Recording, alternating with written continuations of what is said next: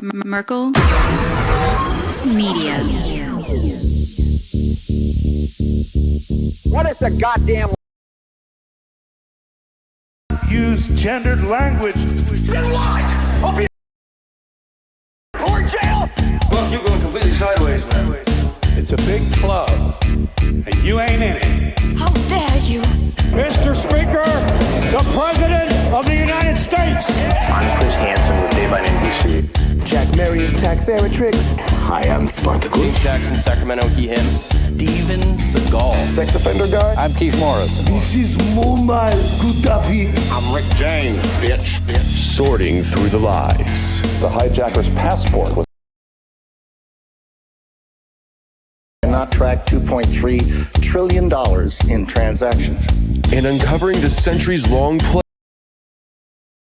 Learning about Cuba, having some food. Let's talk about Chinese people. Have you ever been in a Turkish prison?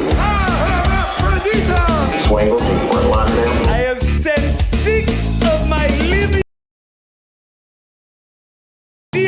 hardware. It could be more fun than jumping off a cliff with 2 German bisexuals. Oh, you English are so superior, aren't you? Thank you, comrade. And now, macroaggressions. That's what assholes call it. With your host, Buddy, I don't know who you are, but you're about to get chlamydia. Charlie Robinson. Hey, Whitey, where's your hat? You want to drop the blame on Charlie and say it's all Charlie's fault. He was a retard. I get some goddamn diuretic.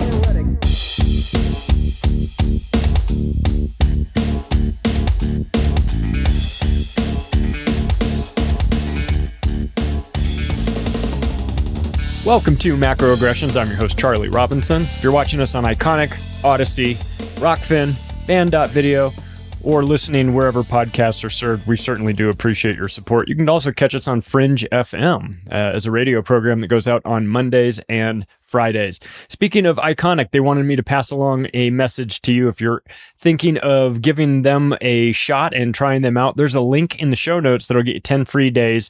Try it before you buy it. See what you think. I think they're doing some of the best work around out there. They really are. It's all sorts of brand new content. They have weekly series. They're making their own movies. There's a lot of health and wellness components to it. You should check it out. There's a lot going on there. They've been a host to Macroaggression since we started. We certainly do appreciate that, of course. And so try it. See what you think. Hey, listen, thanks to our sponsors, True Hemp Science. They sent me this. This is called Bioactive Silicate. It's a little bottle.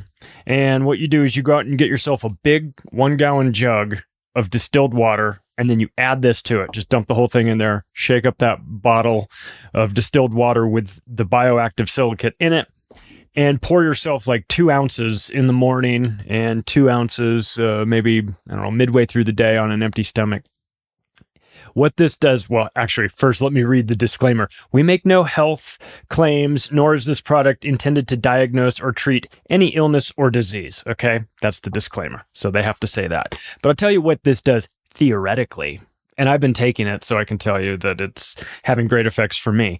It kills bacteria and biofilm that accumulates in your body. It kills nanobacteria. This winds up contributing to clogged arteries. It detoxifies the body. And really what it does is toxins live in, toxins what diseases live on, and they create a very acidic environment. And what this does is it alkalizes the environment, so that diseases can't grow there as easily. So what they've tried to do is they try to raise the pH level inside your body, which is where it needs to be. And most of us are not there right now. So it helps to improve your joints and tendons and tissue repair and sleep regulation. It does quite a lot of things. So I'll tell you what, it's like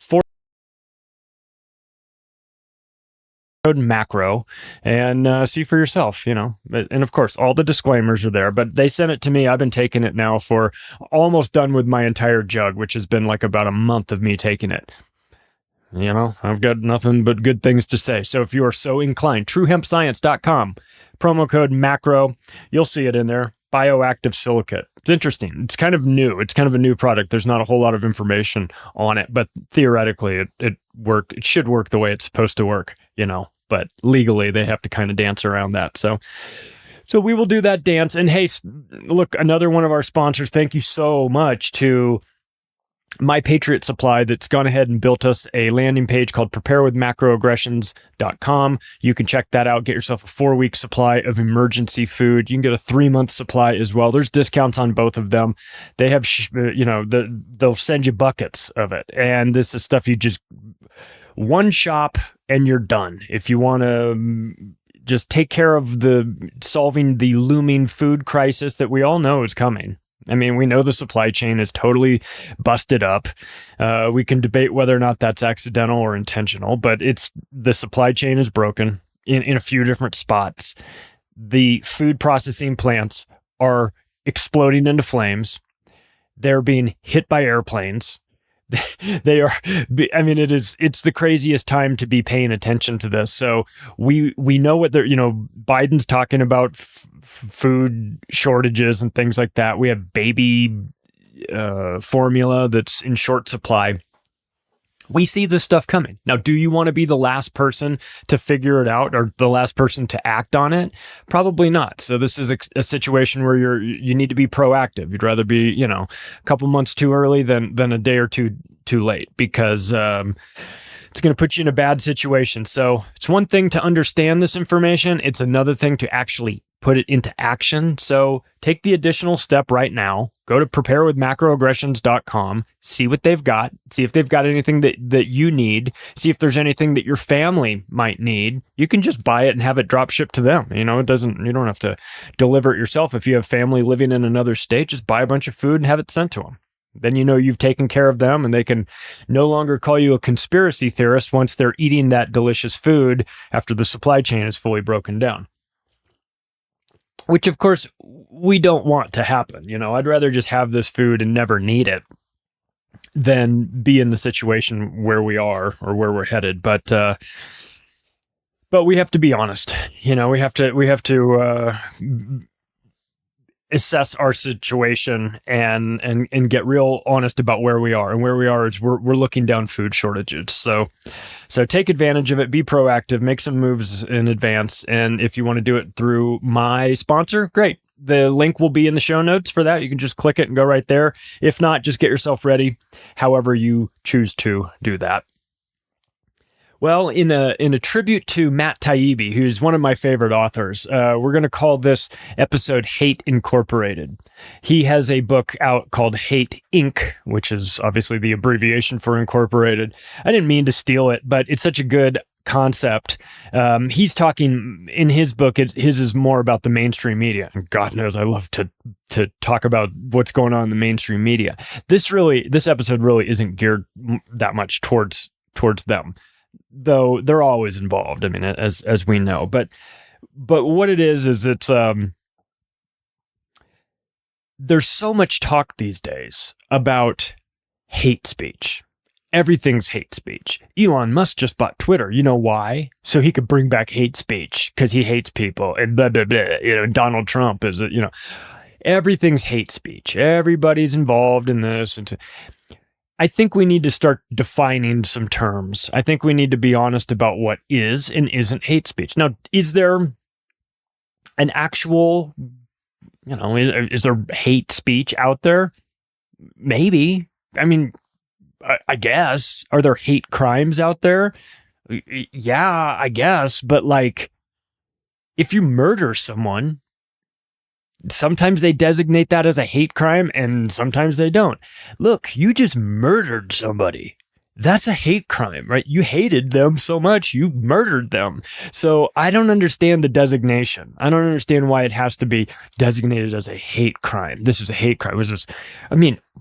A lot of crimes are hate crimes. If you're keying your ex-boyfriend's car, that's a hate crime. It's a crime because you hate that guy, right? Does that mean that you singled him out because of his race or sexual orientation or whatever? No, but it's semantics, okay? And the left is on a mission to save the world from hate. don't you know? The only problem is, and there's kind of a problem here, the only problem is the left is the most hateful group out there. And I say that as not somebody on the right. I'm not on the right. We've been over and over this. I'm in the middle. I appear to be on the right simply because I'm not standing in solidarity with the anything, that's not pro-aborting babies 28 days after birth is now considered to be the right. Okay, whatever. Who cares? Who cares, right? Who cares about the terminology? The truth is, hate speech is just speech that they hate. That's what it is. It's speech that unravels their worldview. It's speech that points out their hypocrisy. Wrote a book about it, wrote a song about it. Want to hear it? Here you go. I wrote hypocrisy right here. All right. So I obviously we take the left to task in that book because they're ridiculous. And part of this is they have anything that contradicts their worldview, anybody that criticizes their way of thinking, anybody that says, you guys are out of your fucking minds with this stuff, anything that in any way holds up a mirror and shows their absurdity, they consider to be hate speech. Not because it's actually hate speech, but because it's information, it's stuff that they hate hearing. They hate hearing that about themselves. But they've created a cottage industry. And that's why we're naming this Hate Incorporated, because there's a lot of money in the hate business.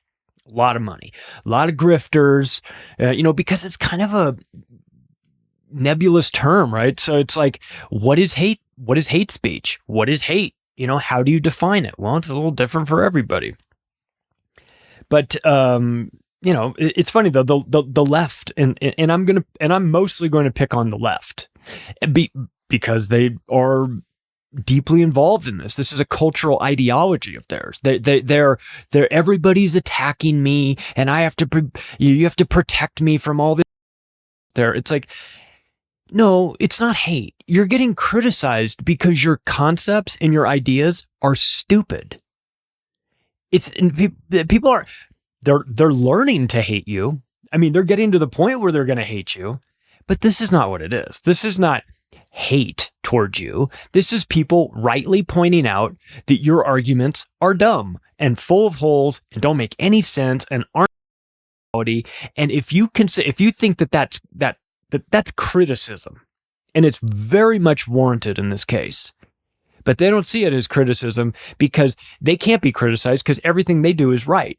This has to be about hate. It can't be about you have a different idea that's better than mine. It has to be you just hate me for who I am or what I look like or what my gender is or what my whatever.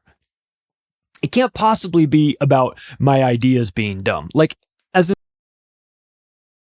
AOC, Alexandria Ocasio-Cortez, who is the most biggest drama queen out there. Remember the crying at the border? Okay. She has brought 27 different bills to be voted on.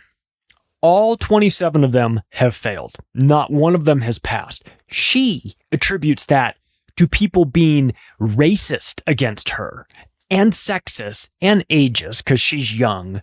And everybody, you just are criticizing me because you want to date me and all that stuff. No. Let me be crystal clear at what the complaint is against AOC. The criticism of you is that your ideas are stupid. The reason why none of them have passed isn't because of your Latina or your age or anything. It's your intelligence. You're dumb. Your ideas are dumb. You can't sell them. They don't even make sense to your constituent, to the left. And the left can make sense of in their broken mind, but they can't get on board with your ideas. Your ideas are fucking dumb for even the left. So we have to make sure that these people are not allowed to deflect legitimate criticism from their real shortcomings under the guise of it's hate speech towards them, because that's just an easy shield that they can use, that they drag out time and time again. You're just criticizing me because I'm black. You're just criticizing me because I'm old. You're just criticizing me because you name whatever sort of gender type or profile or whatever sort of designation you give yourself. You hate me because I'm this and you're that. It's like, no. Get it through your head. Sometimes people just don't like you because you don't have anything interesting to say. People sometimes aren't nice to you because you're not a nice person. Sometimes people don't like your ideas because your ideas don't make any sense. So let's stop making this a personal attack about, oh, you're just criticizing me because of all the things that I can't control, like my ethnicity and age and sexuality and whatever. No, we're criticizing you because of the things that you can control, and you choose not to control them. That's where the legitimate criticism is. Now, to be fair, if you are criticizing someone just because they are black or Latino or what, that's shitty. You don't need to you shouldn't do that. But if you have a legitimate reason based on their behavior and their actions to criticize them, and they happen to be black or Latino or whatever, don't let them use that as some sort of shield to deflect from legitimate criticism. And look, we all are deserving of legitimate criticism. Of course, it's part of the process of being a human being and living on this planet and making mistakes and learning from your mistake. I'm not trying to say that everybody's perfect and that we all screw up. We all deserve some criticism, but your inability to take it and your insistence that there's no possible way you could ever have legitimate criticism against me. It has to be specifically and only because of the color of my skin. Well, then you're just in an evolutionary cul-de-sac where you're just never going to evolve. You're just done. If you have an inability to look at yourself and acknowledge to improve, then you're going to be working in Congress, I guess. And AOC will be in Congress until she's Nancy Pelosi's age. You know that, right? Because she's built a little grifting industry based on hate. Restricting free speech from hate is the new rallying cry of the left. You know, they're protecting you by limiting what can be said to you. Is it limiting what people can say to you, or is it just limiting what people can say in general? Because I'm not interested in these people limiting anything that I have to say. But they'll sell it to you as being, it's for your benefit. I don't need you to protect me from, I don't need you to limit what I say, and I don't need you to protect me from things that other people say. I'm an adult. I can handle it. I can sift through who's full of shit and who's not, who's got legitimate complaints and who doesn't. You know, that's my job to do that, to sort through and go, not interested. Oh, okay, that person makes a valid point. I should do this, or I should improve this. I get criticism all the time, constructive criticism on the show all the time, and I appreciate it. Okay? It's gonna, I have a lot of room to improve. If I thought I had it all figured out, I think that might reflect in my work, where I would never try to get any better. So, thank you for protecting me from hate, but I'm fine. We're all going to be just fine. Okay. And when they do, when the state says it's for your benefit, or it's for your security, it's for your safety. You know who else what other state used to go around saying to people, it's for your safety? The Nazis, the actual Nazis, not the ones that have concocted that are, just everywhere, crawling out of the sewers and gutters at night, looking to, impoverish the black community. Not those imaginary Nazis, the actual Nazis. They would always say it's for your safety. And so the left, through, because everybody's a Nazi, clearly it's just projection on their part. They're the real Nazis in this equation. I mean, sorry, some people may disagree with that, but fuck, we have people that are socialists in America scream. I just want you to understand the mentality of some of the people in America that are screaming and demanding, where I'm a part of the socialist groups and we have to stop this. We have to stop all this stuff. And you people over there are a bunch of Nazis. It's like, hey, dipshit, do you even know what Nazi is an acronym for? It stands for National Socialist. Just like you, a socialist, screaming about Nazis and not having any clue. So this is the problem, right? This is part of the problem, is that a lot of the people that we are arguing with and a lot of people that have these elevated voices are not very bright. They don't even understand what they're talking about half the time. And that's infuriating. That is like red meat for me. That draws me into these arguments all the time. But I have to be better about that. I mean, speaking of constructive criticism, I will not argue with retards online. I have to write that on the chalkboard 100 times like Bart Simpson. So look, they're going to sell it to you like this. The removal of free speech is to protect the marginalized. You're going to hear that forever. That's going to be the rallying cry. We're protecting the marginalized. I want you to just consider something really quick. Think about Nancy Pelosi with her $20,000 refrigerator and her $15 cans of ice cream, containers of ice cream, talking about protecting the marginalized. Do you think Nancy Pelosi gives a flying fuck about the marginalized? Because I really don't. There's nothing in her political career that has spanned 3 decades that makes me think that in any way, shape, or form does she give a shit about the marginalized. I just don't think that. I don't think she does. It's not about that. It's about removing free speech under the guise of hate and under the guise of protecting the marginalized, because that sounds good. That sounds like the right thing to do, but that's not what it's about. They don't want you to have free speech, not to protect the marginalized, but to protect them. That's the secret that they don't want you to know, is that it's not about protecting the marginalized. It's about protecting and preventing anybody from challenging their dumb ideas. And doesn't want you, that's why she doesn't turn on comments on her tweets, because she can't stand that the people in the comment section would have legitimate ideas that would but so she doesn't want the removal of free speech to protect her,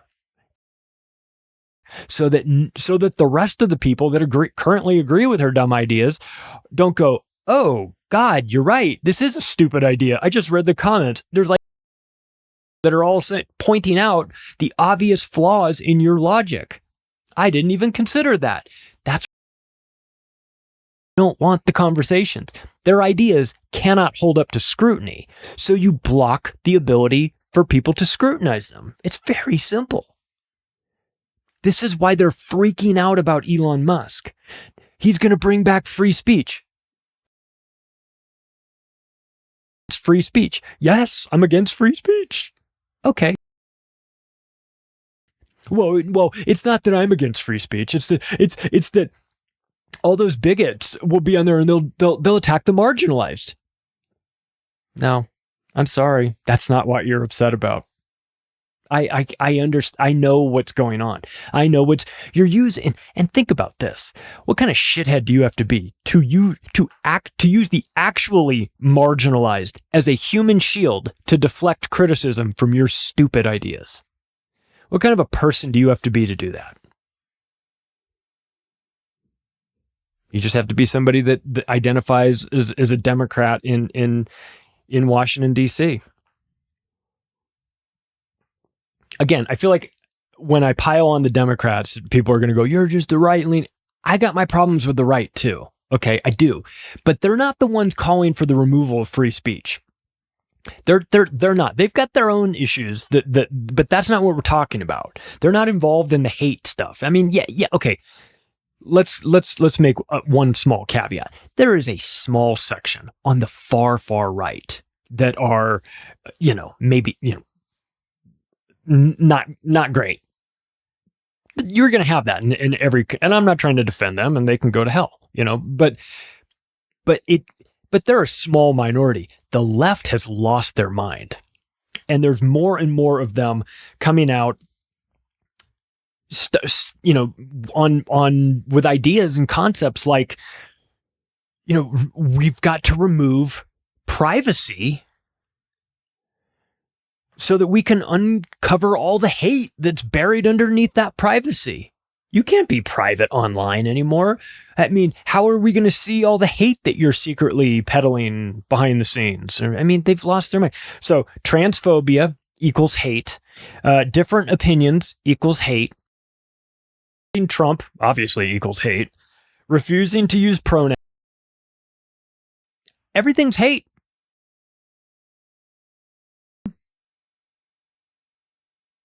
Not wanting critical race theory or tranny story time, that's hate. Not supporting not supporting Ukraine is hate. Supporting the truckers is hate. Wanting borders secure is hate. Voting ID is hate. Not wearing a mask is hate. Not taking the vaccine is a hate crime. Statues, obviously hate. Not wanting abortions to be controlled at the federal level, hate. Free speech equals hate. I mean, everything is hate to them. Not because it's actually hate, but because it's stuff that they hate. That's what it is. It's just classic projection. And constitutionally speaking, there's no such thing as hate speech. Just to, but I think it's important for the marginalized that are out there apparently feeling that everybody is out there, everybody's oppressed. News for you. And this may come as a surprise. Don't flatter yourself. The non-marginalized community isn't interested in marginalizing and oppressing you. If you think that that's like on the schedule for them to do, you this in the wrong way, it's going to come across as a little harsh, but nobody gives a shit about you. Nobody cares. The people that are with their briefcases that are going to work on Wall Street and walking by homeless people, they don't give a fuck. They don't care. They're not paying attention. They're not actively marginalizing you. They've got their own stuff to worry about. They're doing their own thing. They don't schedule in, oh, I'm going to go oppress the black man. I'm going to go oppress minorities. I'm going to go. They don't. I'm sorry. I hate to break it to you. As a straight up honky white guy myself, it's never crossed my mind to go out and oppress people. And if it did, well, then I would be in that fringe minority on the right, I suppose. But let's talk about the business of hate, okay? Because there's some companies that are deeply involved in that. And let's start with one. I said I was going to talk about the media. Of course, I lied. Because the first thing I'm going to talk about is Media Matters. And Media Matters is funded by George Soros. It is started by David Brock. David Brock was one of Hillary Clinton's bundlers and bunglers too. I guess he fucked up her whole campaign. His boyfriend, James Alefantis, who owns a pizza place in Washington, D.C. called Comet Ping Pong, and just happens to be the 49th most powerful man in Washington, D.C., a city-state with the most powerful people in the world. But number 49 on the list is a guy that just happens to own a pizza restaurant. Is the pizza really good? That's about all I can say about it, right? But we were talking about Elon. And I'm not going to get into the pros and cons of Elon Musk, because obviously his ties to the World Economic Forum and all that are deeply disturbing. Neuralink, we don't. But I do want to mention him in regard to the context of his Twitter acquisition, okay, and that he is threatening to bring back free speech, and it's a threat to some people. It should be standard operating procedure as far as most people are concerned, but he tweeted out sunlight is the best disinfectant. And Media Matters went apeshit because he exposed that they had put out a letter to a bunch of advertisers trying to basically like threatening the advertisers with what would happen to them if they continued to support Twitter, because Elon Musk is buying Twitter and then they're going to have free speech. And, that's hate speech. And so Media Matters, did I mention James Alefantis, 49th most powerful man, boyfriend of David Brock, Comet Ping Pong? Okay, just want to make sure I got that in there a second time, just so you know who these people are who are so concerned. Hey, look, if I were David Brock, James Alefantis, George Soros, and the like, I wouldn't want free speech either, because it would expose what these people have been doing.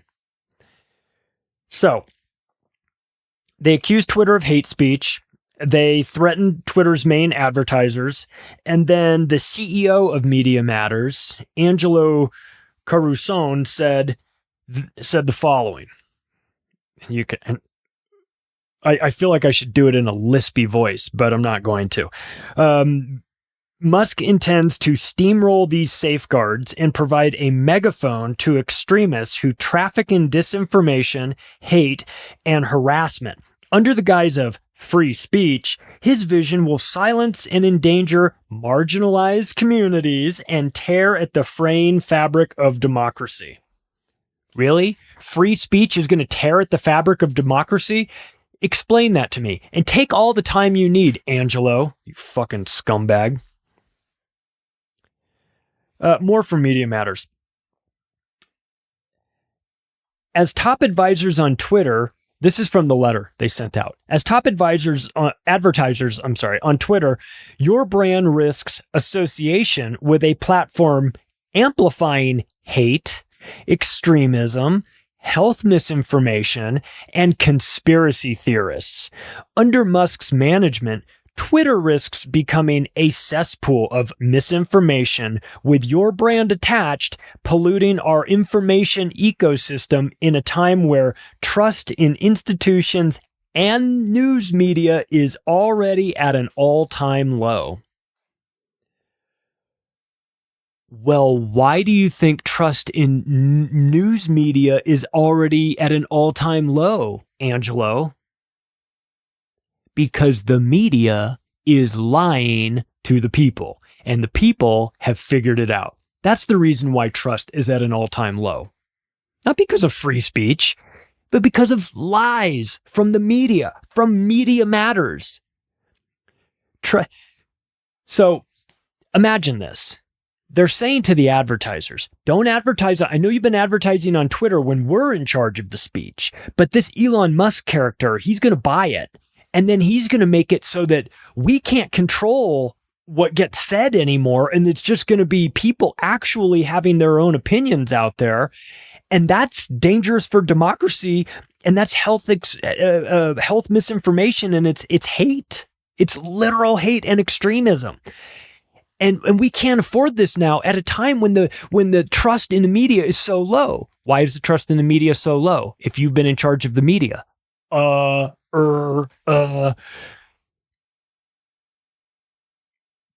Maybe if you stopped lying to the people and allowed free speech, maybe trust in the media would go up.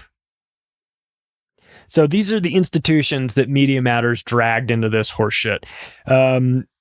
Access Now, Accountable Tech, Empowering Pacific Islanders Communities, Face the Music Collective, Fair Vote UK, Free Press, Friends of the Earth, Gender Equity Policy Institute. How'd you like to work at Gender Equity Policy Institute? Someone gives you your business card and you're like, throw it in the trash. Global Project Against Hate and Extremism. Okay. GLAD, Kairos, Media Justice, Religious Coalition for Reproductive Choice, Stop Online Violence Against Women Incorporated, Media Matters, Black Lives Matter, Center for Countering Digital Hate. We're going to get to them. We're going to get to BLM too. Union of Concerned Scientists, and Women's March. So that's what Media Matters does. They drag people into this, and they drag they went to all these so-called I don't know what you would describe this ecosystem of activists that aren't really activists. They're just left-wing hysterics. They've included all of them in these letters that go out to all the Twitter advertisers. If I were the director of marketing for Hewlett Packard and this letter came to me, I'd just be like, crumple, garbage, Okay, so David Brock's company wants to tell me what's true and what's not true. The guy connected to Hillary Clinton and James Alefantis and George Soros, who's taken a bunch of money from George Soros, who wants to be in charge of what's true and what's not true. He's going to tell me who's involved in hate speech. Okay, got it. Last bit from this is from Ari Drennan. Fuck, could you imagine this is your title? LGBTQ program director at Media Matters. I mean, I wonder. No, I'm not even going to. 100 piercings in their face? I'm just saying, over under 100 piercings? What do you think? I'm going to say over. Okay, this was the quote from Ari Drennan. Quote, libs of TikTok is basically acting as a wire service for the broader right-wing media ecosystem. It's been shaping public policy in a real way and affecting teachers' ability to feel safe in their classrooms. Really? Libs of TikTok? That account that lives on Twitter and I would assume on TikTok as well. I'm not on TikTok. Is affecting teachers' ability to feel safe in their classroom? Why is that? Did the creator of Libs of TikTok go to the classrooms and threaten these people? No. Do you know what Libs of TikTok is? It's just an account that shows videos of liberal people on TikTok that are posting their own videos. And it just it's a compilation, a collection, a bouquet, if you will, of insanity from the liberal people that are posting their own videos. Nobody's got a gun to their head telling them to post these videos. And with regard to the feeling safe in their classrooms, there's a disproportionate number of far left whack job teachers that want to talk to 5 and 6-year-old kids about their sexuality. That is fucking grooming. That is grooming. When you want to talk to other people's kids about the birds and the bees, you're a groomer. It's inappropriate. So the Libs of TikTok account isn't a wire service for the right-wing media ecosystem. It's a mirror showing these ridiculous people what they've become, and they don't appreciate it. They don't want to see it. Again, it's not hate speech. It's speech they hate. It's not hate speech to show them Libs of TikTok being themselves. It's just inconvenient that they have to watch this because when they watch it, they go, it's clear to anybody who's watching this that these people are deranged lunatics. So Media Matters is mad that this account exists, but the account is just a reflection of their own insanity. It's nothing more than that, and they can't handle it. And I've had a problem with Media Matters for a long time. And all they do is go around and do hit pieces on groups that point out how absurd they are. So, Media Matters, I dare you to do a hit piece on me. I fucking dare you. Bring it on. Moving on to another organization that is totally and utterly full of shit. Let's talk about Human Rights Watch, shall we? They raised concerns about the proliferation of hate speech, which is, as we know, code for free speech, on Twitter now that Elon is in charge. So this is from Deborah Brown, advocate for Human Rights Watch. She says, Regardless of who owns Twitter, the company has human rights responsibilities to respect the rights of people around the world who rely on the platform. Changes to its policies, features, and algorithms, big and small, can have disproportionate and sometimes devastating impacts, including offline violence. Freedom of expression is not an absolute right. Well, you know what? I actually have to agree with Deborah Brown. Sometimes it does include offline violence, but that's from the left. That's not from the right. Who was burning down buildings during mostly peaceful protests? Was it the left or the right? Who showed up at the armed couple, the guy with the gun, the rifle, and the lady with like the little pistol? Who was doing that? Was that the right or the left that was showing up there? It was the left. Who's showing up at the Supreme Court Justice's house? Is it the right or the left? It's the left. Yes, she's correct. Sometimes does have devastating impacts, including offline violence. You're right. But it's your side that's doing it. That's what they fail to understand. And of course, they don't mention all the people that were wrongly thrown off of Twitter for posting medical disinformation, that turned out to be right a couple of months later. And Human Rights Watch, the organization, is not well liked around the world. And they were thrown out of Venezuela by Maduro, who said, this is great because he gets it. These groups dressed up as human rights defenders are financed by the U.S. They are aligned with a policy of attacking countries that are building new economic models. 100% correct. Nicolas Maduro, Venezuela. He's right. They are. That's not my opinion. I'm about to lay out some facts here. More on Human Rights Watch. They failed to, so they're very concerned with human rights, and they watch for them. That's why their name is Human Rights Watch. But guess what they forgot to do? They forgot to watch anything that was going on during the Obama administration. They failed to condemn America's use of the kill list under Obama. He had an actual kill list. Talked about it openly. Not conspiracy theory, conspiracy fact.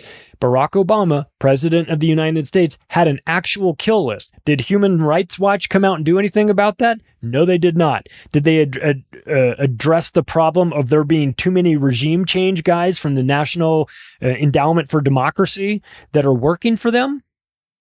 NED is a regime change operation, by the way. Whenever you hear that, or USAID, that just understand that's what they do. Their job is destabilize and create the conditions for regime change in foreign countries or this country. Let's be honest. The chickens have come home to roost with regard to all of this stuff. All these tactics that the CIA used on foreign countries have come back and have been turned on us, including color revolutions led by George Soros, which we will, of course, get to in a minute. There's too many ex-foreign policy people working for Human Rights Watch. If you take a look at their staff list, it's like one spook after another. That's what Maduro was talking about when he was saying they're dressed up as human rights defenders. They're financed by the United States. They're aligned with a policy of attacking countries that are building new economic models. Yeah, exactly. That's exactly what they're doing. If you are building a different economic model, they will try to overthrow your ass under the guise of sending in human rights watchers that aren't watching for human rights. Because if they were, they would have had a problem with Guantanamo Bay, and they never mentioned that. 118 scholars, filmmakers, and activists from Venezuela, Brazil, Mexico, Australia, Argentina, the United States, and the United Kingdom signed a letter criticizing Human Rights Watch for their activities in Venezuela. They used, quote, false and misleading information with a clear Washington, D.C. bias in their reports about the country. That's Venezuela. Guess what? 93 authors and academics from Mexico, Colombia, Australia, Canada, the US, and the UK published another open letter to Human Rights Watch doing the same thing about them doing the same thing in Honduras, ignoring actual human rights violations and being Washington, D.C. biased. Again, we notice a pattern here. So who's financing Human Rights Watch? Who gave them $100 million in 2010? Take a wild guess. Think of the normal boogeyman. As I have a sip of my tea. If you said George Soros gave them $100 million, you would be correct. So, again, if you want to get into the details and you want to get into the weeds of all of this and go pour over every single person that works there, you can do that. Be my guest. If you want the Cliff Notes version of what these organizations are doing, who they are, and what side of the fight they are for truth and freedom and all that stuff, all you really need to do is look at who's giving them money. And when you see George Soros gave them $100 million, that's automatic disqualification. Just automatic. You just go, okay, I know who they are. They're no good. Now you can dig into the details, and like I said, I find a bunch of things which I had been watching them over the years. But if you have short attention span and you just want to know who the good guys and bad guys are, just look for who George Soros is giving money to, and those are the bad guys. It's pretty easy. But do you want to, and that's to be expected, of course, that George Soros is going to give money to these people. But do you want to know why Human Rights Watch puts the H in hypocrisy? Because they have accepted money from Saudi Arabia, the country of Saudi Arabia, the country of Saudi Arabia that televises beheadings in the town square with swords. I've watched them. I don't advise you watching them. They're no good. But it's not some sort of myth. That actually happens. It happens all the time. It happened a couple of weeks ago where they beheaded 70-something people for a variety of reasons. So I just want you to understand. I point this out. Obviously, Saudi Arabia is a human rights disaster. But Human Rights Watch, the organization, has decided that they're going to take money from the Saudi Arabian government and George fucking Soros. So forgive me if I don't take their criticism of Elon Musk seriously. Okay. Ethiopia, Bangladesh, and Egypt all have big problems with Human Rights Watch as well. Okay. But let's move on to the topic du jour, really, when it comes to this insanity, and it's the Disinformation Governance Board. It's been all the talk. This is the Ministry of Truth that the Biden administration has rolled out. I keep waiting for my Ashton Kutcher punked moment. Ashton Kutcher, member of the World Economic Forum's young global leader. He did make a great TV show back in the day. But these people have no ability for self-reflection. They don't understand that they're creating Orwell's Ministry of Truth, and they're calling it the Disinformation Governance Board. I guess calling it Stasi 2 Electric Boogaloo would have been a bit on the nose, right? So they went away from that. But the Disinformation Governance Board? And who's going to be in charge of that? Oh, none other than Nina Jankowicz. Who's she, you ask? Well, she's the singing psycho. Have you seen her singing like a unhinged maniac? Talking and doing the Mary Poppins thing? Always in the eyes with these people. You take one look at her and you can tell in the eyes. It's always there. It's this unnaturally excited, blank dullness in their eyeballs that screams, the lights are on, but nobody's home. Nina Jankowicz's background. the Disinformation Governance Board head, the Ministry of Truth, the Mistress of Truth, claimed Hunter Biden's laptop was Russian disinformation. She said Trump was a Russian asset. She said Hunter Biden's involvement with Burisma was disinformation. And she said that trustworthy people like her. She wants trustworthy people like her. And then, but during a comment, she just mentioned in the same sentence that what we were pushing for was freedom of expression and fairy dust was the term she used. She considers freedom of expression and fairy dust to be the same thing, magical things that don't exist. In her world, freedom of expression doesn't exist. So the Department of Homeland Security, which in and of itself sounds like a Nazi organization, the Homeland and all, is the parent organization in which the Ministry of Truth, the Disinformation Governance Board operates. So the FDA, the Food and Drug Administration, a totally different agency, right? But their chief came out. We're talking about misinformation, right? Their chief, Dr. Robert Califf, came out and he claimed with a straight face, presumably, that disinformation is the leading cause of death in the United States. Not heart disease, not cancer, which is 1 and 2, not the number 3 leading cause of death, which is actually the American Medical Institute. He's the Food and Drug Administration chief. So not only is disinformation not the leading cause of death, but the group that he oversees is actually the number 3 leading cause of death in reality, not in some magical fairyland with the fairy dust that Nina Jankowicz is talking about. Not in this magical place where disinformation is the number 1 killer of people. How fucking insulting is that?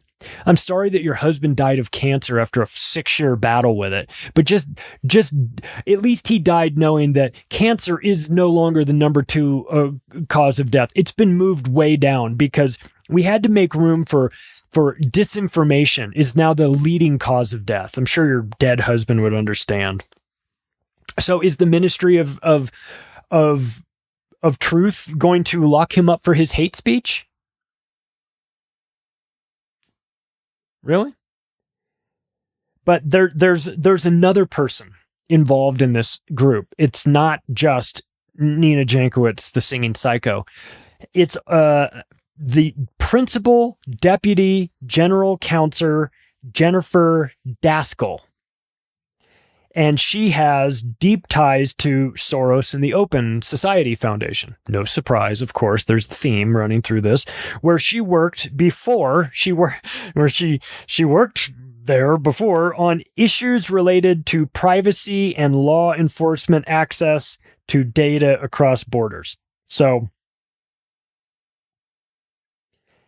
the number 2 person in charge of the Ministry of Truth in America worked for Soros. And the number 1 person thinks that Hunter Biden's laptop was Russian disinformation. We are run by morons. But back to this Jennifer Daskal, the number 2 person in charge, because speaking of a theme, she also worked for Human Rights Watch before. I know, amazing, right? Very, very surprising as a senior counter-terrorism counsel, which I assume means getting actual terrorists out on bail.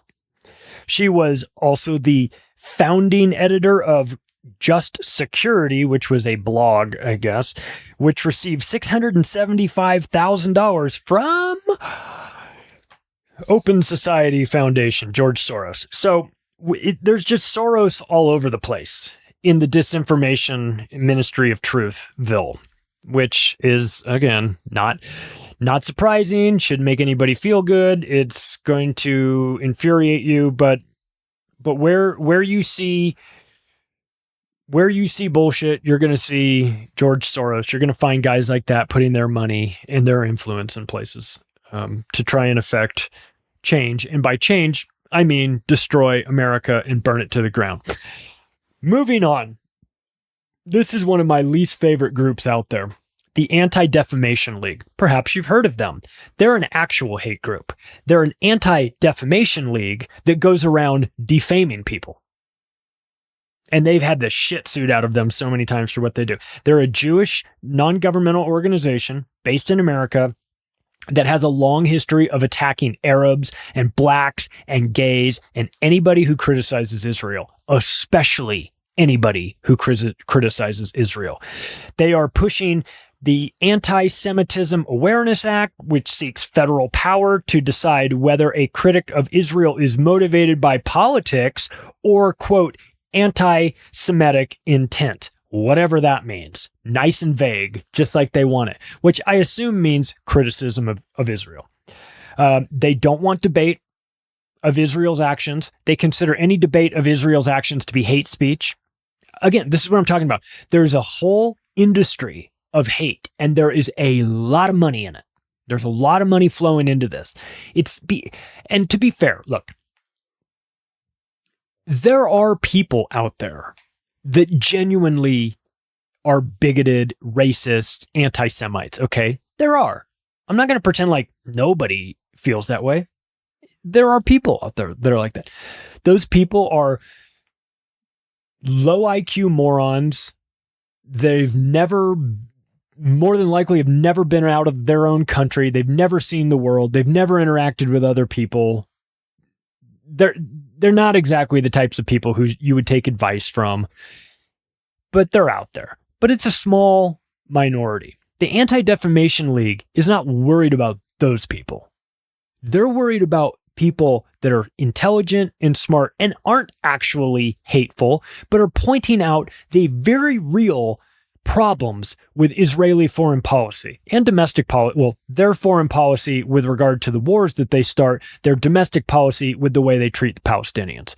And anytime you bring up that criticism, they will label you as a hate, as part of a hate group or engaging in hate speech, and they will go after you. Not because you're actually full of hate in your heart or doing any of those things, but because you are criticizing their boss, which is Israel. Now,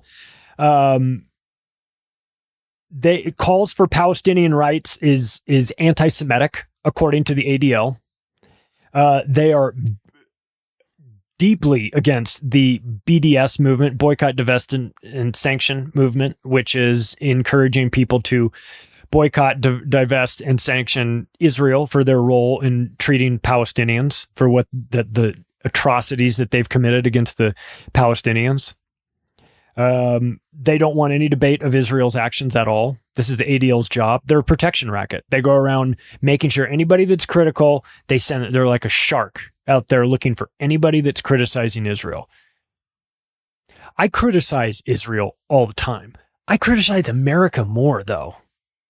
I criticize Saudi Arabia. I criticize UK. I criticize China. I criticize all the countries that are worthy of criticism. Does it make me hate them? Am I hateful? Am I full of hate for these people? I don't like what they're doing. And I'm very clear about that. But, this isn't a hate group. I'm not running a hate group. I just don't like the way they treat people. And my freedom of speech allows me to have that opinion. And it doesn't make me a terrorist for thinking that either. But look, the ADL tries to use their fake moral authority to make money in a shakedown racket. That's what they do. And BLM learned from the ADL how to do that. Nice flower shop you've got here. Be a shame if something bad happened to it. You support Israel, don't you? You want to donate to the ADL. You don't want to be on a list of people that don't donate to the ADL or BLM or whatever acronym you've got there, masquerading as a altruistic humanitarian group when they're really just a corporate shakedown racket.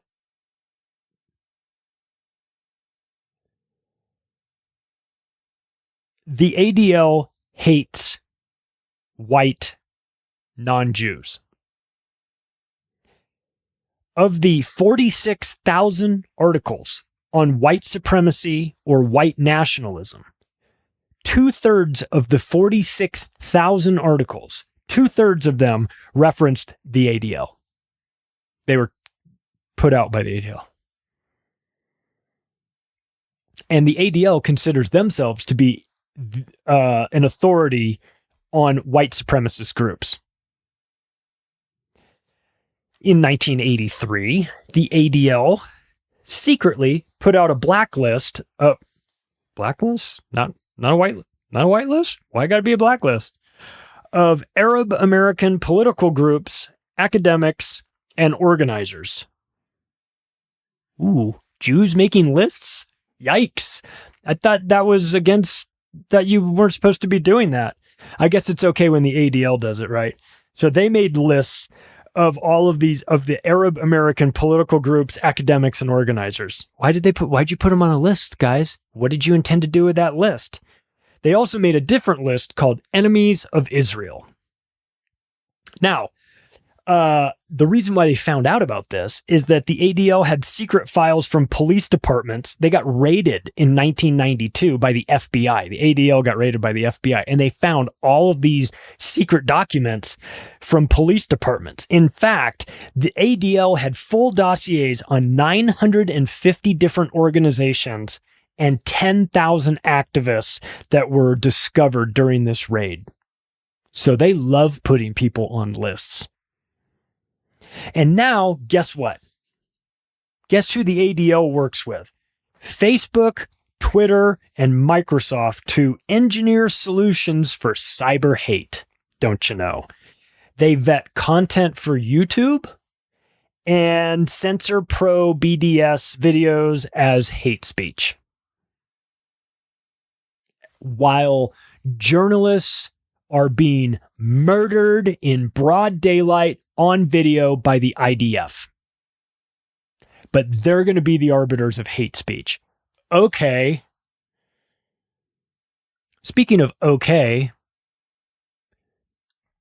do you know who told the press that the okay sign was white supremacy? The ADL. Look, the ADL hates everybody that isn't Jewish. They just do. It's just a matter of degree, varying degrees. And now PayPal and the ADL have teamed up to, quote, fight extremism and hate movements throughout the financial industry. What does that mean when the ADL and PayPal get together? Well, it means that Manar Adley and Alan McLeod from Mint Press News both had their PayPals taken down. It meant that Consortium News got theirs taken down. It meant that David Knight got their PayPal taken down. It means that I'll probably get my PayPal taken down at some point.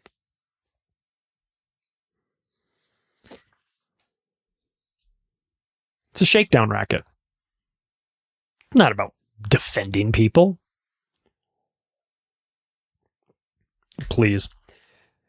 Let's move on. This is a new one. This is a group you might not have heard of, but well, maybe you have. If you're like me and you're familiar with the work of David Icke, then you'll know that David had all of his stuff taken down. Twitter, Facebook, YouTube, all gone in a coordinated fashion. Who coordinated that? The Center for Countering Digital Hate. This is a run by a guy named Imran Ahmed. It's an NGO based out of London. It was started in 2018. They're against neo-Nazis, anti-vaxxers, and climate deniers. Oh, so they're against the Azov battalion in Ukraine? Right? Are we? Oh, not those Nazis. Oh, I got it. Those are the good Nazis. I get so confused these days. Pardon me. Yeah, so they went after David Icke. They called him a hate actor. Now, I'm familiar with David's work. I know I've met David a couple times. I've had him on this show. My Macroaggressions is on Iconic. It's on their platform. I have a relationship with them. I like the Ikes. I like David a lot. You can say whatever you want about him. You can't say anything to him that he hasn't heard 100,000 times already. But if you want to call him a hate actor, you should probably actually do your work and research why you would come up with that term. Because I got a bunch of his books here, and I've watched a ton of presentations. I sat in the front row for 4 hours at Anarchapulco in 2019 and watched David sweat through his shirt. He was going. And he doesn't talk. He's not a hate actor at all. Again, it's not hate speech. It's speech that they hate. That's what it is. But it doesn't matter because they just slap the hate actor designation on you and then just let the general public do the work of not looking into it and just regurgitating that, oh yeah, he's an anti-Semitic hate actor, conspiracy theorist, lizard person guy. Watch his videos, read his books. You might actually learn something. They've gone after the same Center for Countering Digital Hate has gone after George Galloway. They've gone after Katie Hopkins. They've gone after Zero Hedge. I like Zero Hedge. I think Zero Hedge is one of the few news aggregating sites out there that is fairly balanced. They went after the Federalist website. So anyway, they're going after digital hate again. Speech they hate. They started a campaign called Stop Funding Fake News. Oh, so we're going to cut off the BBC. Great idea. Oh, not that. Okay. I thought you were, I'm sorry, UK fake news. I just assumed you were talking about the BBC. Oh, you're not talking about the BBC. I got it. So this is their campaign is to reduce visibility of hate and misinformation. I ask you, after the 2 years of living through the COVID scam, who was putting out more misinformation, the mainstream media or the alternative media? And I'm not trying to say that the alternative media gets it right every time. Far from it. But they try. They're not trying to bullshit you. The mainstream media is. They are in the disinformation business. So, but what Centers for Countering Digital Hate really focuses on are they target social media companies and they target the advertisers that advertise on those social media platforms. So they claim that they want to strengthen tolerance and democracy. They don't want to do any of these things. It is an inverted world that they live in. And maybe I need to have Isaac Weishaupt back on. We can talk about the Luciferian inversion technique and everything. But you look at this stuff. It's completely backward. It's always completely backwards of what Anti-Defamation League goes around defaming people. The Center for Countering Digital Hate puts out campaigns that are just digital hate campaigns. I mean, everything is backwards. And this group, the Center for Countering Digital Hate, they have major ties to the British Labour Party and John Podesta's Center for American Progress. If you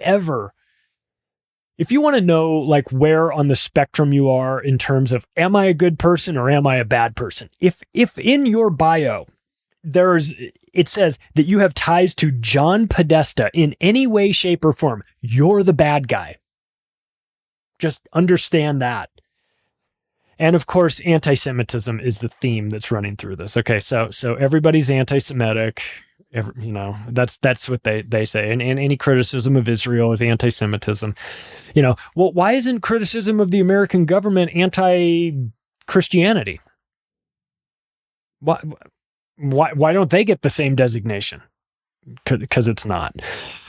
I got two more to go, and we'll wrap up. Southern Poverty Law Center. This one, the talk about a name that they're not. Southern Poverty Law Center. It's like not Southern, not about poverty, not a law center. They have been sued for smear campaigns, accused by former employees of racism. They've been accused by former employees of sexual harassment. But they're far left group. They don't give a flying fuck about poverty in impoverished communities in the South at all. They don't. It's just like a made up name. They got exposed for having $162 million stashed in an offshore investment, and they have $570 million in assets, but they always need a little bit more, right? As George Carlin says. Co-founder Morris Dees, President Richard Cohen, and legal director Rhonda Brownstein were all fired because they're involved in some sketchy stuff. They label conservatives as hate groups in order to fundraise. That's basically what they do. And they're the attack dog of the political left, and they like to make lists too. They like to make a bunch of lists and put people's names on them. They work with Amazon, Facebook, Google, Twitter, and PayPal to identify hate groups. And again, sticking with the theme of this, they took a bunch of money from George Soros as well. So, Southern Poverty Law Center, you'll hear them referred to as the SPLC. They are no good. They're always in lawsuits with external forces suing them for the shit that they're doing, the slander and all that. And then they're getting sued internally by their employees that are getting sexually harassed and discriminated against based on the color of their skin. But they're fighting for the little guy, and they just need a little bit of extra money to go along with the $162 million that they've got in the Cayman Islands. I told you, there's a lot of money in this. And wrapping up with maybe one of the biggest grifting hate group organizations out there, Black Lives Matters. Now, I've talked about this plenty of times. I have nothing but support for the Black community.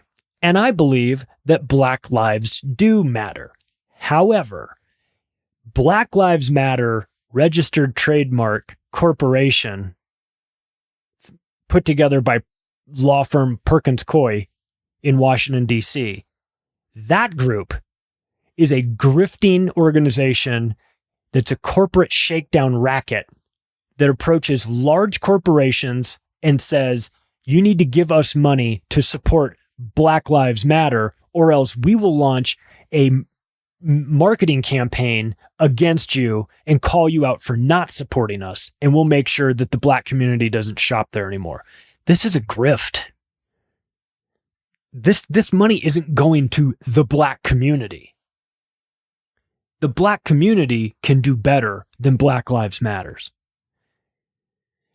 Patrisse Cullors, one of the founders, an avowed trained Marxist, not my words, her words, buys 4 homes for, she buys 4 homes for $3.2 million. I thought Marxism wasn't about owning private property. Why the fuck you buying 4 houses, bitch? If you're a trained Marxist, be intellectually honest. Be consistent. Give those houses away. Now, if they were buying these houses and allowing the Black community to come through there, or the Black community needs a place, some of the people need a place to stay while their son is undergoing cancer treatment in a nearby, right down the street, and we allow them to stay in this. I got no problem with that. You want to be Ronald McDonald House for the Black community and allow families with sick kids to stay there while they're undergoing cancer treatment and all that? Go for it. But that's not what BLM is doing.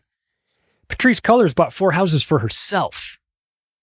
And now she's got a development deal with Warner Brothers because she had to resign from Black Lives Matter. Of course, she said it was racist. Everyone was coming at all these anti-Black people were coming after her. No.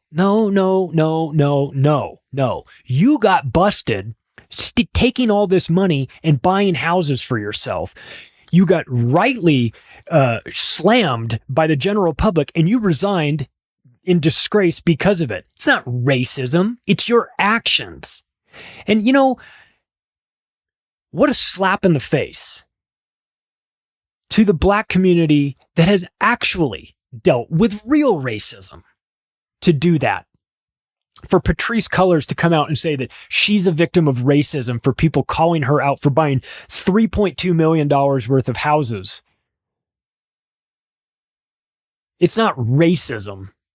How dare you? You're supposed to be standing up for people that have actually been marginalized by others due to the color of their skin, which unfortunately still happens to this day. And you, again, use them as a shield to deflect from actual criticism from you. That's because Patrisse Cullors is a piece of shit, and she knows it. But she's got a development deal, so guess what? Get ready for some more Black Lives Matter registered trademark horseshit television shows. I can't wait for Kill Whitey season 1. It's going to be fucking awesome. Monica Cannon Grant, indicted on federal charges. Boston Globe's Woman of the Year took $1 million from BLM, her organization that she was running, and spent it on hotels and Bubba Gump shrimp. Holy shit. Raise your standards. BLM Global Network Foundation. They bought a $6 million house in Studio City. Interesting, though. They bought it from somebody who flipped it to them, who bought it 3 days earlier and sold it to them for $2.5 million more after having it for 3 days. I work in real estate. I know what's going on here. I understand what's going on here. There's some criminality happening here. And for the record, you don't have to work in real estate like I have for 25 years to recognize criminality when you see it. Someone's committing some fraud here. I expect that someone from the Black Lives Matter Global Network Foundation will be doing some prison time once they investigate this. Or will that be racist to investigate this? The Minneapolis BLM leader quit after figuring out what was actually going on inside the organization. He said, "Oh, hang on a second. I thought I was joining this group to help the black community. That's not happening. I'm out." I'd be interested to know what he knows. But, you know, look, should we be surprised when we find out that Black Lives Matter is not what it appears to be, when the number 3 in charge, Susan Rosenberg, is a convicted terrorist who was let out of prison on a 60-year stretch by Bill Clinton as he pardoned her on his way out of office? Really? Are you that surprised that BLM is filled with grifters and con artists and convicted terrorists? Because I'm not. Look, man, black community needs help, but they're not going to get it from BLM. And as long as there's a lot of money and hate, you can expect these groups to stay around and do what they do best. Lie and grift, because you can always fundraise off of playing the victim card and talking about how the other side is coming to get you. And all you need to protect yourself is just a little bit more money, right?